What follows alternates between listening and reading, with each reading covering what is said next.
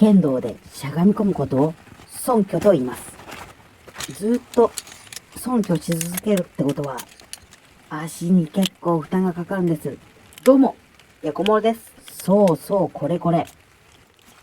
くつろぎチェアリングチェア。身重な方にも安心設計。耐荷重150キロ。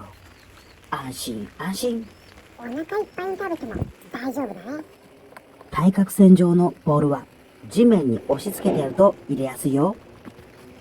その名はくつろぎチェアリングチェア。テントは低いので外専用ですけどね。